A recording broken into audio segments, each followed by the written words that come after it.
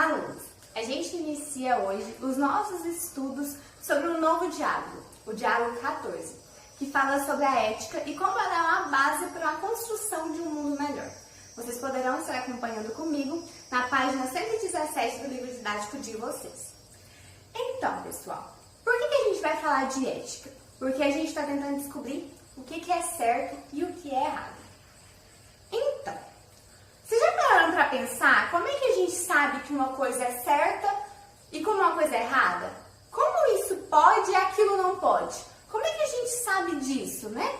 Às vezes a gente fala, mas isso não pode acontecer. Mas como é que eu sei? Por quê? Porque é errado, né? Mas como é que eu sei que isso é errado?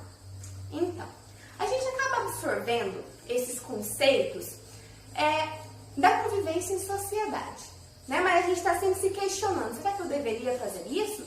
Será que isso é certo? Será que isso é errado? Aí, grande parte dessa resposta aí, a gente pode, assim, ter um diagnóstico se está certo ou errado, se a gente se questionar, né? Será que isso vai fazer mal para outra pessoa? Será que vão haver efeitos negativos, consequências negativas para outra pessoa?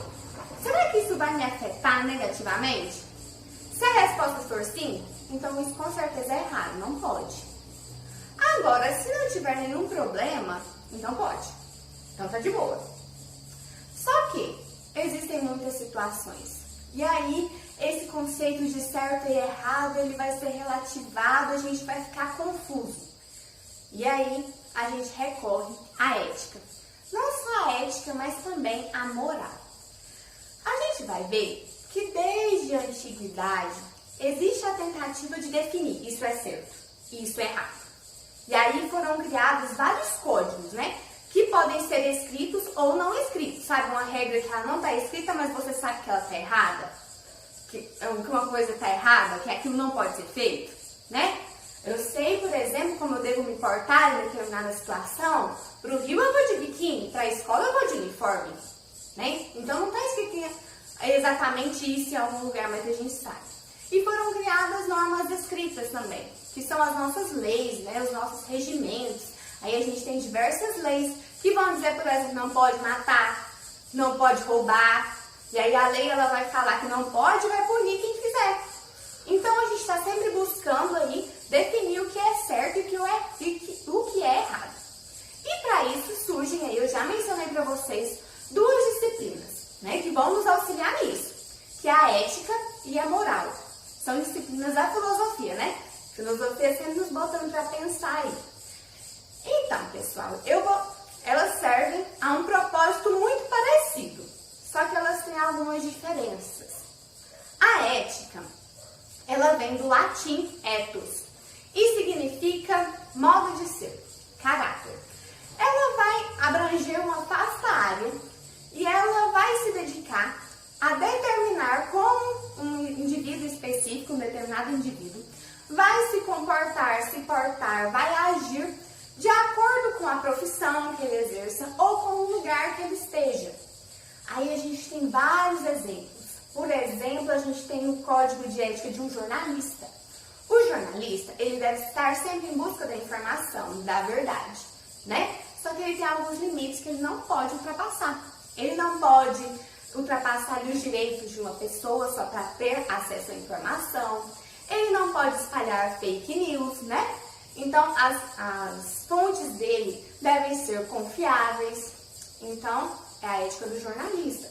A gente tem a ética do advogado, né? O advogado, ele vai defender o interesse do seu cliente.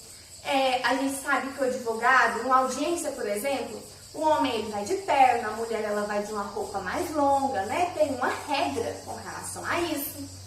O médico não deve se negar a prestar socorro. Então, tudo isso faz parte de códigos de ética, né? Que vão definir como esses indivíduos vão se portar, o que eles podem, o que eles não podem e o que eles devem fazer. Aí, a gente também tem a moral. A ética, ela é bem vasta, mas a moral é um pouco mais. A moral, ela é um conjunto de regras e princípios que vão orientar a conduta de um grupo social. Professor, eu não entendi. Eu vou trazer exemplos. É o seguinte, no Brasil, a vida tem um valor alto. Então isso quer dizer que eu não posso punir com pena de morte um criminoso. Mas aí eu falei de um grupo social, quer dizer que existem outros grupos sociais. Nos Estados Unidos, em determinados estados ali, né? Pode, tem essa pena de morte para um criminoso, para determinados crimes. Então a gente está vendo que a moral, ela vai mudar de um país para o outro.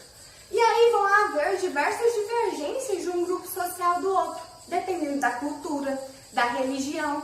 E aí vão haver discussões sobre, por exemplo, questões como o aborto, a eutanásia, a manipulação genética, a legalização de drogas, porque essa moral, ela vai ser alterada, né? Ela vai ser divergente em determinados, variando de um grupo social para o outro. Você está se perguntando, professora, mas se a moral, a ética, elas variam tanto, né? De um lugar para outro, de um grupo social para outro, de uma profissão para outra, de uma situação para outra, socorro! Como é que eu vou saber se eu estou no caminho certo ou no caminho errado em determinada situação?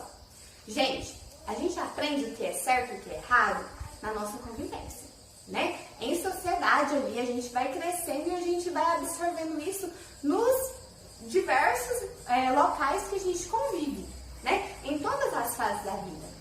Por exemplo, a gente vai aprender ali pelos livros que a gente lê, pelos filmes que a gente assiste. Sabe quando a sua mãe falava assim, meu filho, não joga esse jogo, nossa, olha o povo batendo, matando uns aos outros, ele é violento. É porque ela tem medo de que você normalize essa violência, entenda que ela pode, que ela tá certa, né? Quando na verdade ela tá errada, porque a gente está sempre absorvendo, né?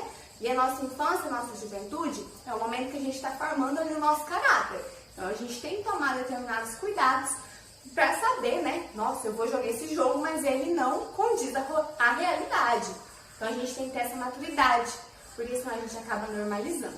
E aí a gente também aprende o que é certo e errado com os amigos, né? Ô, fulano, não faz isso não é certo. Talvez você não sabia, agora você sabe. Sua mãe tá sempre ali te ensinando, né? Em família, seus pais, quando você estava crescendo, você fazia uma coisa, eles vinham, não, meu filho, não pode, vocês sobem no armário. Meu filho, desce daí, não pode subir aí. Agora você sabe que não pode. Então é assim, aos poucos que a gente vai descobrindo o que é certo e o que é errado em determinadas situações. Mas assim, para que não restem dúvidas, para que a gente esteja mais seguro das nossas escolhas, a gente tem que ter em mente os valores, né, que são essenciais à boa convivência.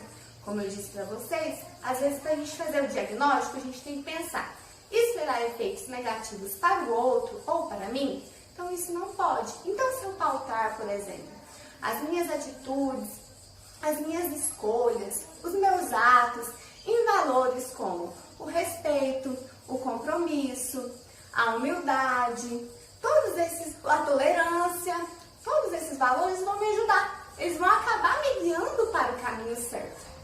Então é isso, pessoal. Vocês entenderam como a gente pode escolher ali o melhor caminho? Como a gente vai definir o que é certo e o que é errado?